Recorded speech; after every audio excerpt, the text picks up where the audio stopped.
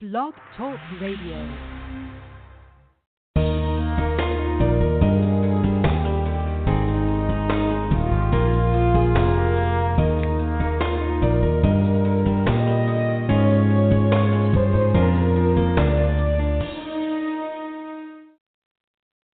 Greetings, listeners, and welcome to another episode of Living Well. If you've been with us the last 2 weeks, you know that Yvonne Jones has been with us, and I believe this is the last visit for this particular series. We will see as we round up towards the end, but I want to start a little differently today, and I want to ask you all a question. Those of you in particular who have been thinking about starting a business, whether it's been something that's been a recent thought of yours or something that has been longstanding. And in thinking about starting a business, do you have fear? Do you have fear even if you've been someone who's been in business for a while? There's no yes or no to it that I'm looking for. I'm just asking the question because Yvonne has been sharing her heart with us regarding conquering fears of starting a business.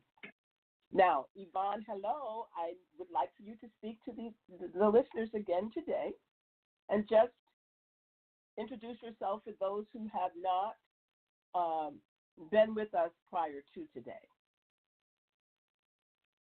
Hey, Zenobia, great to be here again.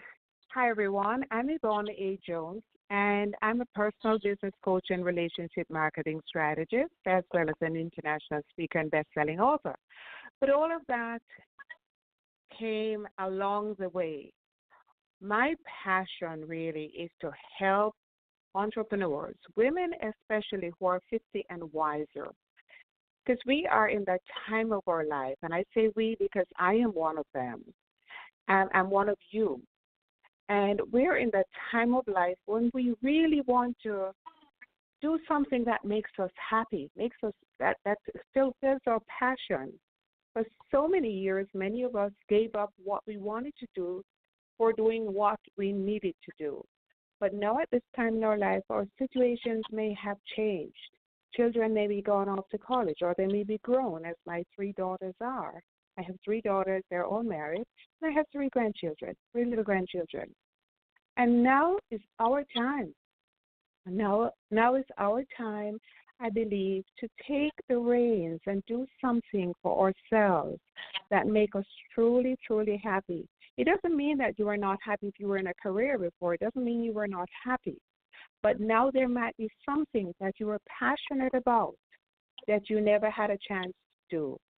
And I encourage you not to allow fears, your fears, whether fear of what other people say, your fear of failure, your fear of success, whatever the fear looks like for you.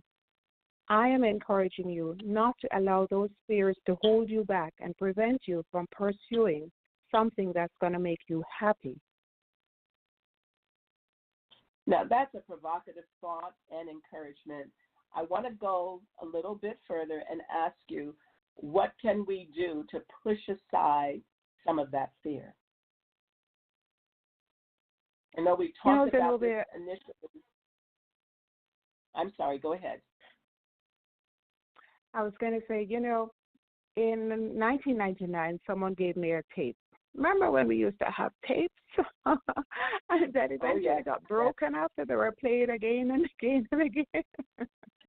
Yes, well, absolutely. She gave me a tape of a book. It was an audio of a book by Susan Jeffers. The title of it was Feel the Fear and Do It Anyway. And what Susan Jeffers said, do you know that book? Are you familiar with it? I am not. I'm not. Okay. It's a great book. In that book, basically in summary, Susan Jeffers acknowledged that we will feel fear, but she stressed the importance of refusing to allow that fear to control our lives and prevent us from living life as we should. Now, she said something that's profound. She said that rather than fearing fear, we take responsibility and face our fears as ultimately we're responsible for the results in our lives. And if we really focus on that, it really puts us in a position of a winner. Because even though the challenges may be there, because we are going to be facing the fears with confidence, then it puts us in a position where we are being more on a more optimistic plane. We are seeing things for what they can be rather than what they cannot be. We are seeing success rather than failure. We are seeing ourselves rising above the challenges, even if we fall down many times. We are seeing ourselves as getting back up and moving forward, because it's not the falling down that's the key. We can fall, but it's whether we stay down or we get up. That's a wonderful graphic that you painted. I was just thinking as you were speaking about the many times that I've been fearful, and if not fearful, certainly hesitant, reserved about doing something new. And the biggest thing that comes to my mind is when I became a mother. You know, that is something that you don't get a manual with. And I was very hesitant. I was very excited about the possibility that I was going to become a mother, but also when that first baby was born, I was fearful. I was fearful I was going to drop him. I was fearful that I wouldn't know when he needed something. And step by step, day by day, moment by moment, we went to the next whatever was needed, and it happened. And he is a thriving young man with his own family now. And so I like that. I like that. Be afraid, but do it anyway. And that's right. I think about starting my business. I was afraid. I still have some hesitancy, maybe even some fears. I haven't diagnosed it all the way, but it's not that I have full confidence in everything that I do, but I have to do it anyway. I remember teaching my first class, same thing. And so that's a wonderful picture that you painted. And I think that probably bolsters this whole thing of concerning fear more than almost anything else that I've dealt with, in terms of you just have to do it anyway. And you talked about falling. You talked about falling. Falling is fine, because falling is a part of getting to that point of whatever it is that we see as success. You know, wasn't it Edison with the light, with the electricity? Wasn't it Edison, do you recall, who made an attempt 100 times? He failed 99 times to succeed the 100th time, and the world has electricity. Now that's huge. Oh, yeah. Yes. That is so true. Like that. And, you know, it makes me think of a quote by Ralph Waldo Emerson, Zenobia. He said, it's so very simple, but so very profound. He said, what we fear doing most is usually what we most need to do. So I think of that because, you just talk about it here. You were fearful for being a mother, for becoming a mother, about the whole prospect. So was I. I believe almost every one of us went through some kind of fear. But we couldn't stop that pregnancy unless we're going to do something drastic, right? It was that baby was going to come. And we were going to have to deal with that fear. We took it step by step. And, if we view things in that light when it comes to starting our business, because what I have found is that we are very forgiving of ourselves in other areas of life. But somehow when it comes to starting a business, it's like we expect miracles. It's like a doctor has to study for years. A lawyer has to study for years. If you have never done something before, for example, you have been in the classroom for many years, so 20 years or so, I believe. You have been teaching people. That's correct. No, that is correct, right? It is correct. Mm-hmm. Yeah. Now, if you decide to go in a different direction, Why should you, and you had to study for years to get your certifications, to get your qualifications, to become who you are, an amazing teacher who changed lives. Why is it we feel that if we start a business, regardless of whether it's an online business or it's an offline business, that all of a sudden we should be able to master everything in a matter of days or in a matter of weeks?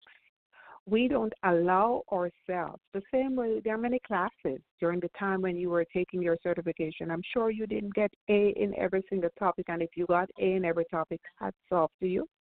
But the point is that we all made mistakes along the way in whatever we did. Even with our babies, sometimes we go to the doctor and we said we did so and so, and the doctor, the pediatrician would say, well, next time do so and so and so. Or maybe it was a parent or an older relative who was more experienced. They may say, but when we start a business, we suddenly expect that that business is going to turn over and make a huge profit in a very short time. And we also seem to believe that the learning curve to learn something different there will not be a learning curve, or it should be very short. Because I think it's all around the fact that we have such high expectations of ourselves that we don't allow ourselves to be open to the fact that fear is not something that needs to paralyze us. We can use fear as something that helps us grow. Because every time we make a mistake, every time we face a challenge, we can learn from it and grow into who we really want to be. What do you think about that, Zenobia? I applaud that. It's so true, and it's just something that I hope all of the listeners are grasping. And even as you speak, I'm reflecting on it myself, because sometimes I know I put too high of a standard on myself. I'm not saying that I should not have high standards, and I know you're not saying that our listeners should not have high standards, but they need to be reasonable. And when we can release ourselves, then we can have fun with this business. I mean, why would we want to start something at this second half of our lives and not have some fun with it? As well as the subtitle for today is Having More Fun, Focus, and Profit. And in that light, I think if we can release ourselves from such bondage of the fear, that we can start to focus on things that are important, have more fun, not be consumed by making the money, although we have to keep our eyes on that, but we should not be consumed with that. I want you to speak to that, because I've heard you talk about that to some degree in the past. So would you just pick up for the last little while that we have? Sure. It gets back to the point of our expectations and how we beat ourselves up, as women especially, how we beat ourselves up for when we make a mistake. But we ignore the fact that we have small wins. And not everyone does that. There are people who I talk with who are even better at it than I am. They recognize themselves and appreciate themselves and celebrate themselves, not when they have a huge win, but even small wins. Celebrate it in some little way or the other. Acknowledge yourself and reward yourself for the little accomplishments that you make. It may be a little step in the direction. It may be making a decision to do a Facebook Live, for example, and it's something that you're terrified of doing. And, I mean, I was like that. I didn't have a problem talking in front of groups and in front of people on a stage, yet doing a Facebook Live for some reason unnerved me. I had to get over that. And so when we do little things in our business that take off the stress, then it helps to make everything lighter for us. Then there are certain things that we don't like to do. For example, a part of my business life, my growing in corporate America, I started out as a class typist, promoted to stenographer as I increased my skills, and my secretary, executive secretary, administrative assistant, over to management, and so on as I got promoted to different companies. At this point in my life, I love writing. I write my own blog posts and articles, but there are some things I don't want to do at this stage. I outsource them. And what That's something that as business owners we have to think about, because you may say, oh, I can't afford it. But you know what? When you can spend the time doing tasks that you love to do, tasks that bring you joy, and tasks that when on a cost basis, the task that you can give source out to someone else at a lower cost, you could focus your attention on doing something that you have to do and something that's more meaningful and something that brings you joy in your business. Very good. Very, very good. I like that. And I also love what you said about acknowledging and rewarding ourselves. It's no matter how small it might seem to us. The fact that we've done it is something that should be celebrated. And so that is the end of today's show. Yvonne, thank you so much. I would like for you to go ahead and let people know how they might be able to contact you. And then we're going to say goodbye. Okay, sure, Zenobia. Okay, my main website is 50, the number 50, 50, and wisercoaching.com. There is a contact form there, so it's 50 and wisercoaching.com /contact. Or my email is Yvonne, that's YVONNE @YvonneAJones.com. You may also reach me directly on my phone at 772-342-1034. It has been a pleasure being your guest, Zenobia. I really enjoyed the time we spent together, and thank you for having me. It's been my pleasure, and I'm sure the listeners feel the same. So, everyone, good night. Take care.